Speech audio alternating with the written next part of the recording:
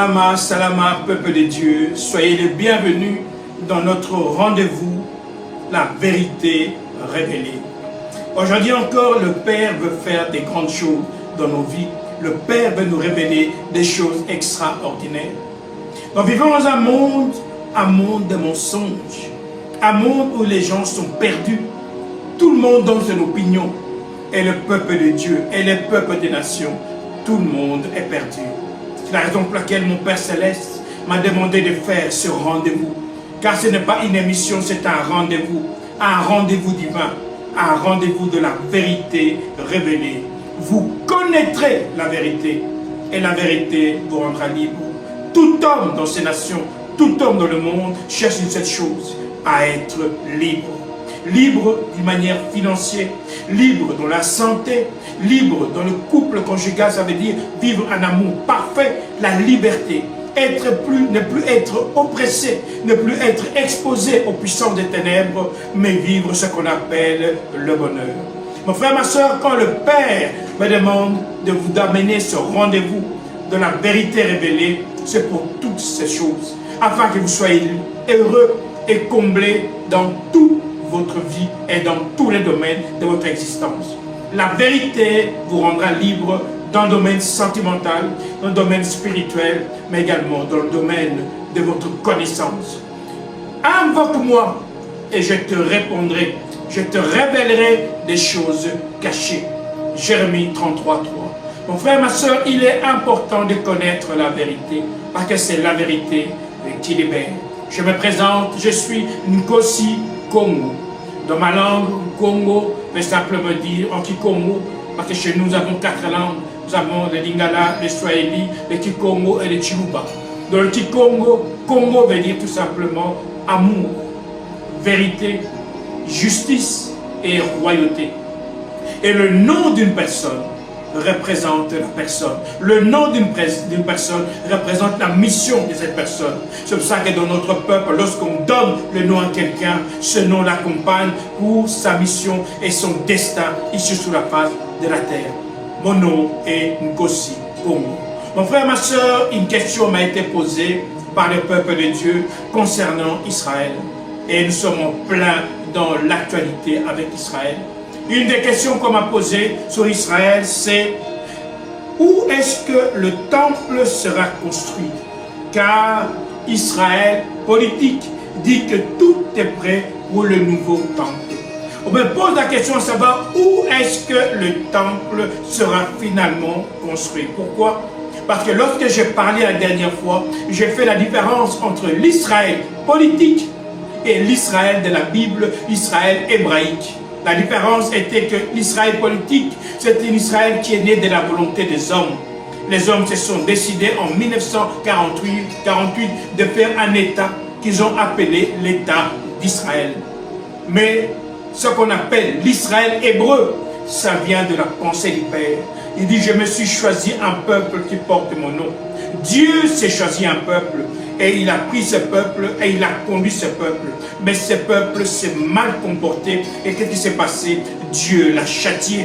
Et jusqu'aujourd'hui, Dieu est en train maintenant de refaire les choses afin que ce peuple retrouve sa véritable identité. Que ce peuple revienne dans les concerts des nations comme Dieu l'avait destiné avant toute chose. Il a dit, vous serez la tête et non la queue. Lorsque le peuple de Dieu sera réveillé, lorsque le temps que le Seigneur aura décidé, l'Éternel, le Dieu des armées, aura décidé de faire en sorte que son peuple se lève, ce peuple va manifester le règne de Dieu parmi les hommes. Mon frère, ma soeur, cette question est importante. Où est-ce que le temple sera fait? Est-ce que ça sera fait dans l'Israël politique ou dans l'Israël hébraïque, Israël de la Bible? Lorsque nous suivons les événements, la maman qui m'a posé cette question, parce que c'est une maman, elle m'a dit, je voudrais savoir, mon fils, où est-ce qu'on est dans cette histoire? Parce que lorsque j'ai su les infos, on dit qu'en Israël politique, les gens sont déjà en train de faire des choses pour construire le 3e temple. Même les vaches rousses sont déjà là. Même, on a déjà choisi des prêtres qui vont consacrer le temple, le 3e temple. Qu'est-ce que la Bible dit? Qu'est-ce que la vérité nous dit? Mon frère, ma soeur, tout se trouve dans la parole. La parole s'est faite chair. La parole est venue parmi les hommes afin de manifester la vérité. Christ agneau est venu mourir à la croix afin que quiconque croit en lui ne périsse point, mais qu'il ait la vie éternelle. Et dans sa mort, il nous amène à nous connecter au Père. À cause du sang, nous sommes réconciliés au Père. Et voici la réponse. Jean 4. Jean 4 nous dit ceci. Jésus parle à une Samaritaine au puits de Jacob. Cette femme voulait puiser dans le puits que leur avait laissé leur père Jacob. La première chose que je voudrais d'abord ici, c'est éclaircir certains points. Parce que dans la théologie, à chaque fois qu'on parle des Samaritains et qu'on parle des Juifs, on a l'impression que ce sont des ennemis jurés, donc des gens qui ne s'entendent pas. Mais ce que vous devez savoir, mes bien-aimés, c'est que quand on parle des Samaritains, ce n'est pas un peuple, ce n'est pas une tribu, c'est une géolocalisation. Quand on parle des Samaritains, c'est comme si on parlait de personnes en Belgique qui habitent à Bruxelles. Les personnes qui habitent à Bruxelles, en Belgique, on les appelle les Bruxellois. Les personnes qui habitent à Liège, on les appelle les Liégeois. En Afrique, au Congo, les personnes qui habitent à Kinshasa, on les appelle les Kinois.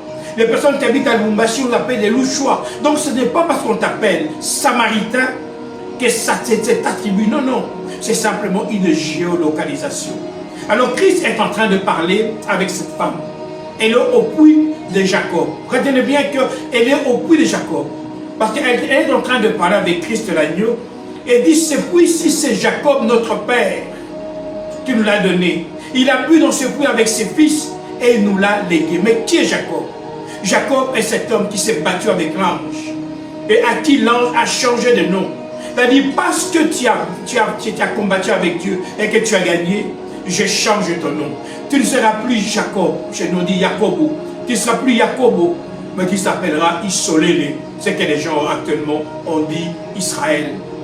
Tu seras appelé Isolélé. C'est-à-dire le lieu où Christ l'agneau était assis pour aller boire de l'eau au-dessus du puits, c'était un endroit qui appartenait à un territoire d'Isolélé.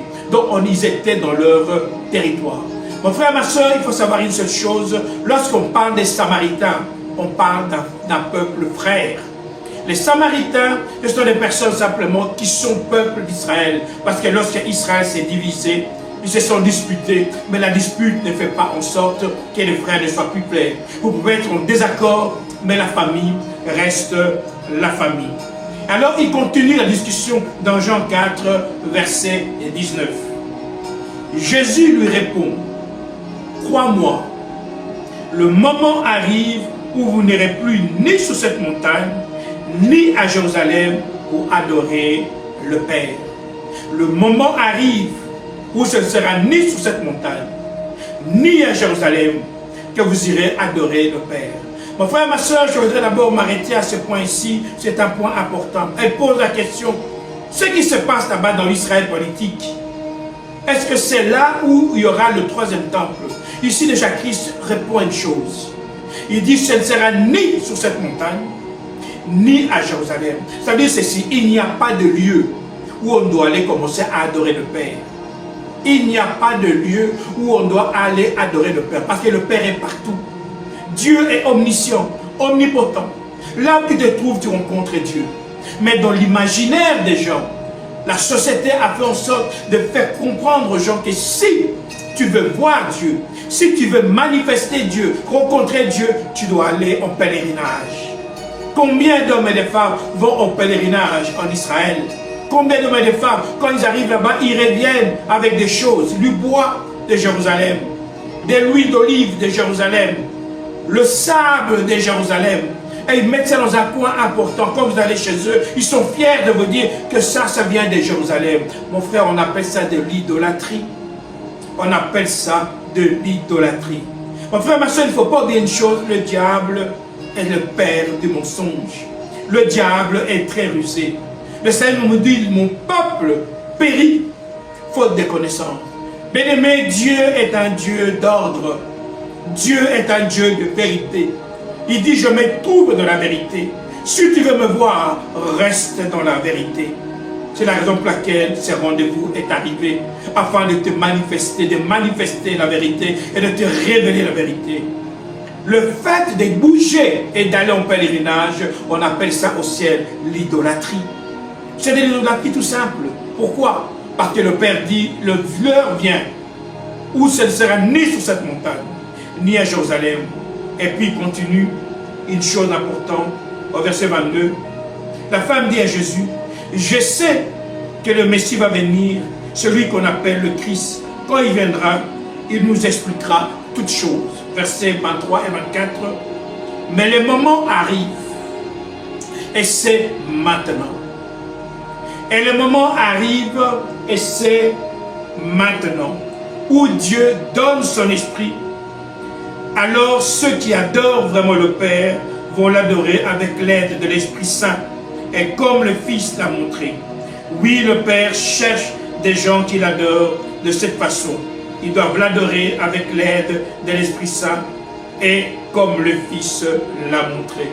Ils doivent l'adorer avec l'aide de l'Esprit Saint, et comme le Fils l'a montré. Mon frère, ma soeur, pour répondre à ma mère qui a posé cette question, que j'appelle ma mère, parce que c'est une femme âgée, elle voulait vraiment connaître, parce qu'elle m'a dit qu'elle a fait beaucoup de pèlerinage, mais depuis que la vérité rentre en elle, elle veut connaître véritablement la vérité. La réponse se trouve dans Jean 4. Le Père cherche des vrais adorateurs, qui l'adorent en esprit et en vérité. Lorsqu'on parle d'esprit, on ne parle pas des lieux, parce que l'esprit est invisible. Lorsqu'on parle de la vérité, on parle d'être aligné à la pensée du Père. Le Père cherche des vrais adorateurs. Ce que le Père regarde, c'est ton cœur. Si ton cœur est pur, là où tu cherches Dieu, quand tu commences à parler, tu rencontreras Dieu et Dieu viendra te rencontrer. Il dit, je me trouve à la porte de ton cœur, je frappe. Si tu entends ma voix, si tu ouvres, j'entrerai chez toi. Je m'asseoirai chez toi, je souperai avec toi et toi, tu souperas avec moi. Mon frère, ma soeur, c'est ça la base de toute la foi. Dieu te cherche, mais pour que tu puisses le rencontrer, tu dois le chercher dans la vérité et par son Saint-Esprit. Cherchez-moi par l'Esprit et vous me rencontrerez. Donc toutes les personnes qui disent dans l'Israël politique, qui sont en train d'essayer de refaire le troisième temple, les ustensiles sont déjà prêts, les vaches rousses sont déjà là. Mon frère, ma soeur, tout ça c'est de la distraction. Pourquoi de la distraction?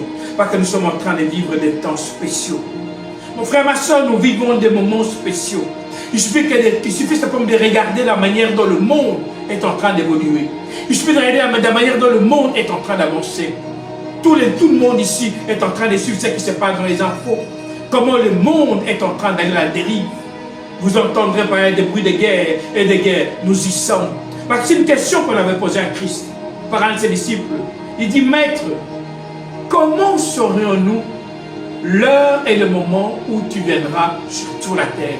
L'heure et le jour où tu reviendras sur la terre. Et Christ a commencé à leur parler dans Matthieu 24. Il dit, quand vous entendrez parler des bruits de guerre et de guerre, sachez que ce temps-là, je suis à la porte. Mais il dit une chose, ne vous inquiétez pas, car ces choses doivent arriver. Ne vous inquiétez pas, car ces choses doivent arriver. Mon frère, ma soeur, tout ce que nous vivons a été prophétisé. Tout ce que nous vivons a été prophétisé. C'est la raison pour laquelle l'Israël politique, comme je l'avais dit la dernière fois, qui s'était converti au judaïsme, et qui s'est dit être eux le peuple de Dieu, ils veulent tout faire pour que les nations croient que c'est eux le véritable peuple de Dieu.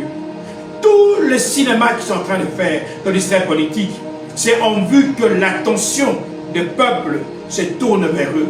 À telle enseigne qu'aujourd'hui, on dit qu'Israël est l'horloge du monde.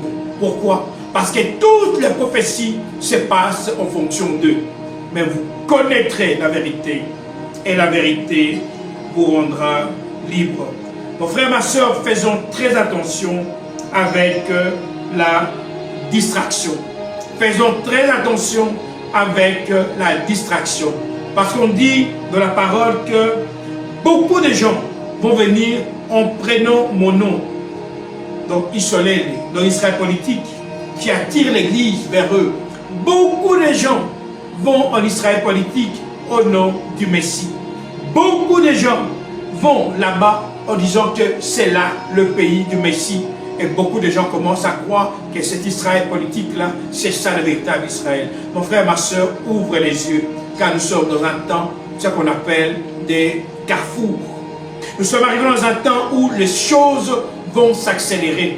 C'est la raison pour laquelle les églises, à cause des événements qui se passent sur la terre, commencent à dire qu'il va y avoir l'enlèvement. Mais je répète encore, ce n'est pas l'enlèvement qui vient, c'est le règne de Dieu. Parce qu'il ne peut pas avoir l'enlèvement sans que le règne de Père se manifeste sur la terre, tout simplement. Où est-ce que Israël va se faire? Eh bien, bien aimé, sachons une seule chose, qu'il y a un peuple qui s'appelle le peuple Khazar, qui a pris la responsabilité du véritable Israël et qui veut amener tout le monde dans sa direction. Mais ça, le Père ne le veut pas. Pourquoi? Parce que nous vivons dans un temps où la libération du véritable peuple isolé va arriver. Mon frère, ma soeur, tous les événements que tu es en train de voir actuellement sont des prophéties et des signes qui annoncent l'arrivée du roi qui viendra régner dans sa nation. Parce que l'Israël politique est en train de dire ceci. Tout ce qui se passe chez eux, les guerres qui se passent chez eux, même l'attaque de l'Iran qui est arrivée chez eux, c'est pour que le Messie puisse arriver. Eux, ils sont en train de dire que toute cette bataille annonce l'arrivée du Messie. Mais où est-ce qu'on dit ces choses? Dans les Écritures. Dans quelles Écritures? Dans l'histoire du peuple véritable, isolé.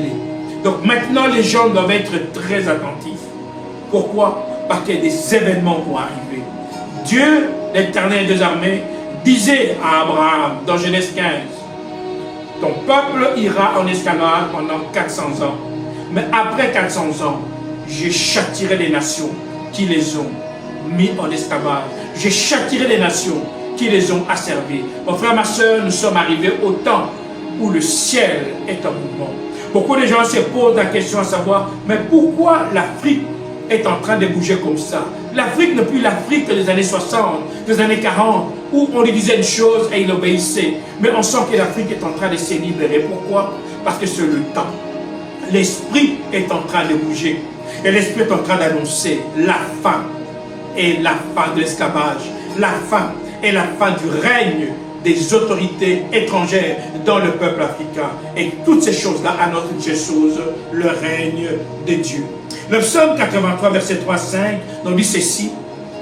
Il forme contre ton peuple des projets pleins de ruses. Ils disent, exterminons-les et que l'on ne se souvienne plus du nom du soleil. Exterminons-le afin qu'on ne se souvienne plus du nom du soleil. Le psaume 83, verset 3 et 5 est en train d'annoncer exactement ce qui s'est passé durant toutes ces décennies. Si aujourd'hui le peuple noir, les Africains ont oublié leur identité, c'est parce qu'on les a mis des choses dans la tête et ils ont commencé à raisonner en fonction de ce qu'on leur a mis. Pourquoi? Parce que les personnes qui les ont mis des choses dans la tête ont un seul but. Exterminons-les et que l'on ne se souvienne plus du nom du soleil. Vous savez, bien aimé, il y a un film que je regarde et qui m'interpelle souvent. C'est le film King Kong. Le film de King Kong, les gens qui l'ont vu, c'est un grand singe, immense, et qui était dans son royaume. Là-bas, il était vénéré. Des gens sont venus, ils l'ont capturé, ils l'ont mis dans des bateaux, Deutéronome 28, verset 68. On vous amènera en esclavage dans des bateaux. On prend King Kong, on le met dans le bateau et on l'amène loin de chez lui.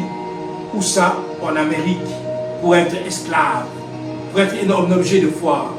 Mais vous savez, mes amis, que quand vous regardez le film de King Kong, ça raconte tout simplement l'histoire du peuple noir. Le peuple qui a été pris en esclavage et qui a été amené à l'extérieur. Mais maintenant, le temps est arrivé où ce peuple doit revenir et régner dans sa nation. King Kong régnait dans sa nation. La hauteur, comme on peut donner le King Kong, il était tellement immense, c'était la puissance de ce royaume. C'était la puissance de ce roi. Parce que lorsqu'on parle de King Kong, c'est le King Kong. Chez nous, Kong, ça veut dire tout simplement justice, vérité, amour, sécurité et royauté. Dans toutes ses vertus, ce singe manifeste ça. Il était le protecteur de son royaume. Mais à un moment donné, il a été pris, il a été mis à l'extérieur. Mais un temps est venu maintenant pour que la vérité arrive, pour que le véritable king vienne et règne dans sa nation, pour amener la justice à son peuple, amener la vérité à son peuple et amener l'amour, parce qu'il est amour, amener la sécurité. Plus jamais les gens qui l'entourent et qui le ruinent et qui le pillent vont continuer à le ruiner. Ces choses vont s'arrêter. Mon frère, ma soeur, le lion rugit. Très bientôt, très bientôt, le monde va assister à des choses extraordinaires. Pourquoi? Parce qu'il y a un temps pour toutes choses. Il y a un temps pour pleurer, mais également un temps pour se réjouir. Il y a un temps pour être esclave, mais il y a un temps pour être libre. Et le temps de la liberté est arrivé. Vous connaîtrez la vérité. Et la vérité vous rendra libre. C'est comme on l'a appelé également, non seulement il a amené la sécurité, mais il a amené également la royauté. Dans le livre d'Osée, chapitre 3, versets 4 et 5, on dit ceci: pendant longtemps, le peuple du sol ailé restera sans roi, sans chef, sans pierre sacrée pour consulter l'Éternel. Pendant longtemps, ce peuple va rester sans roi, sans chef. Juste aujourd'hui, lorsqu'on regarde dans les pays africains, les chefs qui sont là font souffrir le peuple. Le peuple est malheureux. Et ceux qui sont là ne veulent pas partir. Ce qui se passe, je dis simplement au peuple de Dieu. Et au peuple africain, il y a un Dieu. Il y a un Dieu qui voit. Lorsqu'Israël était en esclavage, lorsqu'Israël était en souffrance, Dieu appela Moïse. Il dit: Moïse, Moïse, j'ai entendu la voix de mon peuple et j'ai vu sa souffrance. Je suis descendu. Mon frère, ma soeur, Dieu n'a pas changé. L'Éternel, le Dieu des armées, n'a pas changé. Il est le même hier, aujourd'hui et éternellement. C'est le Dieu qui se met toujours du côté des faibles. C'est le Dieu qui vient délivrer les personnes qui ont des problèmes. Oui, mon frère, ma soeur, toi qui as des difficultés, toi qui as des problèmes, tu te poses des questions à savoir comment tu vas t'en sortir, comment tu vas régler ces problèmes. Sache qu'il y a un Dieu. Lève toujours les yeux vers le ciel et tu auras le secours. Je lève les yeux vers la montagne. D'où me viendra le secours? Le secours me viendra de l'Éternel qui a fait le ciel et la terre. Le Dieu qui a fait le ciel et la terre viendra te secourir dans ton problème. C'est pourquoi, peuple africain, ne crains rien. Ne crains rien, car l'heure est arrivée. Et le temps est déjà arrivé où le ciel a entendu et le ciel est en mouvement. Très bientôt, le ciel va parler et le monde va savoir que Dieu est le même hier, aujourd'hui et éternellement. On dit dans Daniel, une pierre s'est levée sans l'aide d'aucune main. Et cette pierre a détruit la statue. La statue représentait les gouvernements, les différents royaumes, mais qui étaient dirigés par Lucifer. Car jusqu'à Lucifer régnait en maître sur la terre. Mais cette pierre s'est levée. Et elle a détruit la statue. Elle a fait disparaître même la mémoire de ces statues.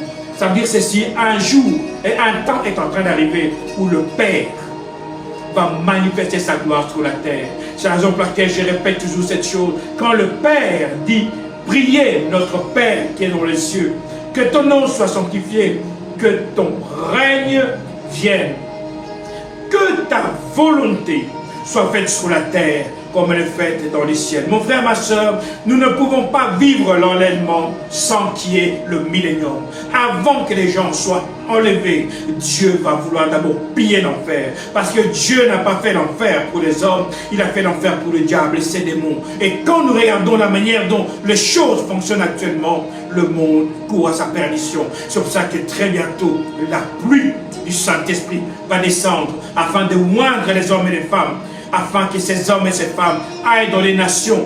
Et c'est ça qu'on appelle la dernière moisson, afin de sauver un grand nombre. Après cela, viendra l'enlèvement. Mon frère, ma soeur, Dieu est en train de se préparer à descendre dans sa nation. Dieu se prépare à descendre parmi son peuple. Il a dit, je me suis choisi un peuple qui porte mon nom. Et quand il reviendra, il va rétablir les 12 tribus. Car quand il a donné le nom à Jacob, en chantant ce nom d'Israël, en isolé-les, eh bien, mon frère, ma soeur, sache que Dieu savait déjà qu'il allait établir une nation puissante contenant 12 tribus. 12 tribus. Et c'est la raison pour laquelle je dis souvent, le chiffre de 12 est un chiffre qui annonce beaucoup de choses. 12 disciples, 12 apôtres, 12 tribus. Pourquoi? Tous ces chiffres-là annoncent le règne de Dieu. Parce que 1 plus 2, ça fait 3. 3, c'est la Trinité, le Père, le Fils et le Saint-Esprit. Et très bientôt, Dieu va manifester sa gloire. Alors, on nous pose souvent la question, vous dites que Israël, c'est l'Afrique. Explique-moi un peu ça. Je ne vais pas aller dans les détails aujourd'hui, car je réponds d'abord à cette question qu'on m'a posée. Pourquoi cela se fait dans l'Israël politique? Et est-ce que le temple va se faire là-bas? Oui ou non? Mais peut-être je vous dire cette petite parenthèse. Mais les mains, je disais au départ, dans Jean 4, Jésus est en train de parler avec la femme samaritaine. Je disais que la Samarie, c'est une géolocalisation. La Samarie, lorsqu'on regarde dans les Écritures, c'est l'actuel, ce qu'on appelle Côte d'Ivoire. La Samarie, c'est la Côte d'Ivoire. Pourquoi? Parce que dans la Côte d'Ivoire, il y a beaucoup de nations africaines concentrées, rien qu'ici en Côte d'Ivoire. Et toutes ces nations africaines, toutes ces tribus se retrouvent dans plusieurs pays d'Afrique. C'est le seul pays d'Afrique dont on peut trouver une concentration de ces nations. Pourquoi? Tout simplement parce que dans l'histoire, ça s'explique. Lorsque Israël a été divisé après la mort de Salomon, à cause du péché de Salomon, il y a eu des tribus qui sont parties à droite et d'autres tribus qui sont parties à gauche. 3 tribus avec Juda et 9 tribus avec ce qu'on appelle les royaumes Éphraïm, d'autres appellent le royaume d'Israël. Alors bien souvent, il y a ces discussions. Quand je dis aux gens qu'il y a eu 3 tribus qui sont parties avec Juda, ils disent mais comment 3 tribus? Dans la Bible, c'est écrit dans un roi que 10 tribus sont parties avec Jéroboam, et l'autre sont partis avec le fils de Roboam, avec Roboam. Et bien aimé, lorsqu'on lit dans 1 roi 12, 21, on dit dès que Roboam, qui est le fils de Salomon, arrive à Jérusalem, il rassemble 180 000 soldats parmi les meilleurs des tribus de Juda et de Benjamin. On dit que le fils de Salomon, qui a refusé d'être gentil avec Jéroboam, c'est quoi l'histoire? Jéroboam dit à Salomon son père, la manière dont tu es en train de travailler là, Dieu va te maudire, change ton comportement. Salomon a voulu tuer Jéroboam.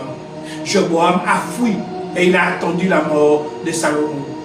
Quand Salomon est mort, Roboam, le fils de Salomon, est monté à la place de son père.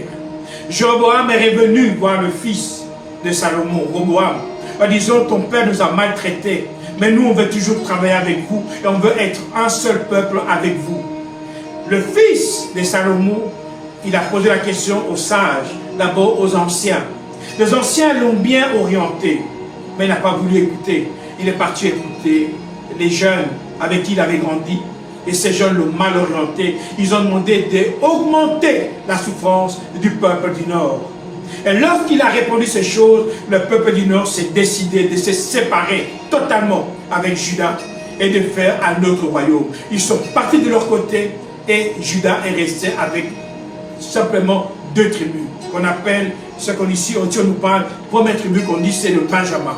Parce que lorsque Roboam voulait attaquer, il voulait attaquer Jéroboam, Dieu a dit au peuple, verset 24, moi le Seigneur, je vous demande de ne pas aller attaquer les gens d'Israël. Ça veut dire Éphraïm. Ils sont vos frères. Chacun doit rentrer chez soi. Parce que c'est moi qui ai voulu ce qui se passe. Verset 31. Toujours d'un roi. Verset 31. Là, Jéroboam fait construire des maisons pour les cultes sur les lieux sacrés. Et il prend comme prêtres des gens dans le peuple qui ne sont pas de la tribu de Lévi.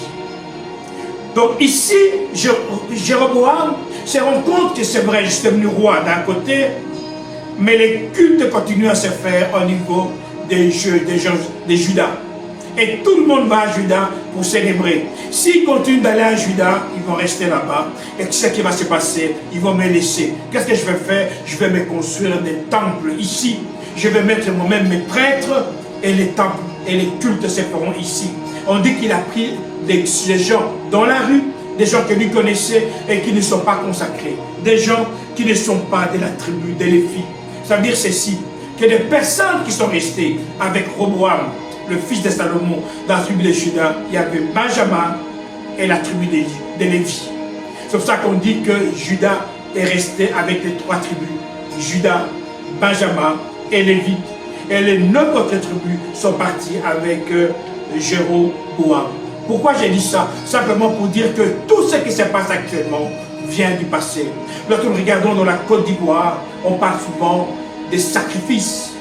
On se parle souvent d'enlèvement d'enfants énormes. On parle souvent des tables, des idoles. On parle beaucoup de ces choses. Pourquoi? Parce que ce sont des choses qui ne naissent pas d'arriver aujourd'hui, qui ne sont pas arrivées aujourd'hui, qui viennent de très loin. C'est à cause de tous ces peuples qui étaient avec Jéroboam, qui lui-même était un grand idolâtre, que ces choses ont continué et qui a fait que Dieu s'est irrité avec son peuple. Mon frère, ma soeur, nous sommes en train de vivre des choses extraordinaires. Et Dieu veut tout simplement démontrer aux gens qu'il est temps. Et il est temps que le peuple de Dieu, maintenant, comprenne la vérité. Tout ce qui se passe au niveau de l'Israël politique, c'est de la distraction. Tout ce qui se passe au niveau d'Israël politique, c'est la distraction. Pourquoi? Parce qu'il y a des choses qui arrivent. Il y a un événement qui est en train d'arriver. Et cet événement, il y a un peuple qui est en train de se libérer. Oui, peuple africain, l'heure a sonné où véritablement le Père va manifester sa gloire dans votre vie. Le Père va manifester sa gloire dans les nations. Pourquoi? Parce qu'il y a un temps où le Père veut régner sur la terre. Je me suis choisi un peuple qui porte mon nom. Et ce qui est intéressant, c'est que dans le livre de Deutéronome, verset 28, nous avons plusieurs versets où Dieu est en train de parler de ces choses. Deutéronome 28, verset 10, on dit ceci, dans la Bible annotée, et tous les peuples de la terre verront que le nom de l'Éternel est prononcé sur toi, et ils te craindront. La Bible d'Arby, toujours le même verset, dit ceci, et tous les peuples de la terre verront que tu es appelé du nom de l'Éternel et ils auront peur de toi. Zacharie 8, verset 3, second 21, je retourne à Sion et je veux habiter au milieu de Jérusalem. Salama, Melchisedec, roi de Salem. Lorsqu'on parle de Jérusalem, on parle de Salama. Et lorsqu'on parle de Salama, on parle du roi de Salem. Et le roi de Salem, c'est Melchisedec. Tout d'un coup, qu'est-ce qu'on parle? On dit que Jérusalem sera appelée ville de la vérité. Vous connaîtrez la vérité. Et la vérité vous rendra libre. Mon frère, ma soeur, quand Dieu dit, je me suis choisi un peuple qui porte mon nom. Le nom de Dieu, c'est amour. Le nom de Dieu, c'est vérité. Maintenant, c'est question de savoir, est-ce que l'Israël politique est amour? À vous de répondre. Est-ce que l'Israël politique est vérité? À vous de répondre. À celui qui a les oreilles, entendre ce que l'Esprit est en train de dire à l'Église. Alors, peuple du monde entier, je dis simplement Salama, Salama. Et je dis également, dire à l'Afrique nouvelle, prépare-toi, car très bientôt, ton roi est en train d'arriver. Prépare-toi, car le Père va manifester sa gloire dans sa nation. Je retourne à Sion et je veux habiter au milieu de l'amour de Jérusalem, au milieu de la vérité. Soyez bénis abondamment. Salama, salama, salama.